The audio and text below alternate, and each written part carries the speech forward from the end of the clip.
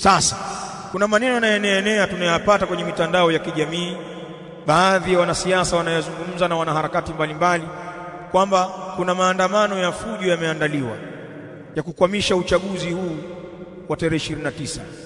Sisi watu wa msikiti huu, sisi masalafi na watu wa Moshi, na kama wewe ni katika masalafi, ujumbe huu unakuhusu. Hatutoshiriki kwa namna yoyote ile kwenye kitu kinaitwa maandamano. Hatutoshiriki kwa namna yoyote ile katika fujo yoyote. Ikiwa hakuna budi, tutafunga milango ya nyumba zetu, tutakaa na watoto wetu, tumuombe Allah, Allahumma salli, pitisha hili balaa mbali. Lau pana watu watajitia visoi wakafanya, basi sio sisi. Na kama kuna katika sisi ana akili hiyo, afahamu kwamba yeye na da'wa salafia ni mbingu na ardhi, hajaifahamu da'wa hii. Kwa hivyo natangaza wazi msimamo wetu hapa, hatuhusiani na mambo ya maandamano wala fujo za wanasiasa, wala hatuko nao. Sisi tuna misingi ya Uislamu wetu, Uislamu ambao umekuwepo katika nchi hii na katika ukanda wa Afrika ya Mashariki kabla ya hizi siasa zao. Wakati huo nchi hii inatawaliwa na wakoloni. Watu walikuwa na dini zao na imani zao, walikuwa na misikiti, mashekhi walikuwepo wakisoma wakisomesha. Nyinyi wanasiasa na vyama vyenu hampo.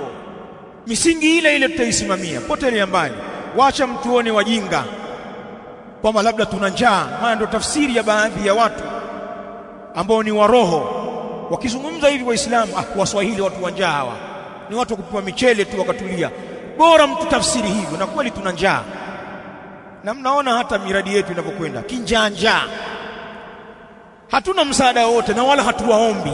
Na nyinyi mnajua watu waombi, hamna barua yetu hata moja ya kuwaomba.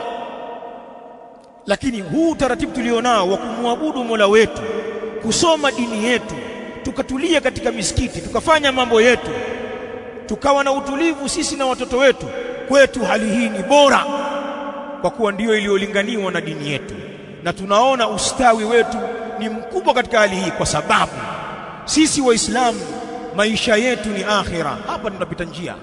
Kwa hivyo unapovuruga usalama huu, unatuvurugia ufanisi wa kujiandaa kwa ajili ya akhira.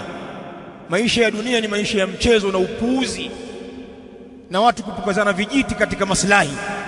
Wa inna ad-dara al-akhirah la hiya al-hayawan law kanu ya'lamun. Allah anasema, lakini nyumba ya akhira ndiyo nyumba ya kudumu lau wangelikuwa wanajua. Tunawalingania wanasiasa na wasiokuwa wanasiasa, wana harakati mbalimbali, Waislamu wenzetu, wasiokuwa Waislamu, wananchi wa nchi hii na hata wale wa nchi jirani. Allah, utulivu wetu ni tunu hii. Tunaomba muheshimu jambo hilo, na sisi tuwe ni mfano wa kuheshimu jambo hilo.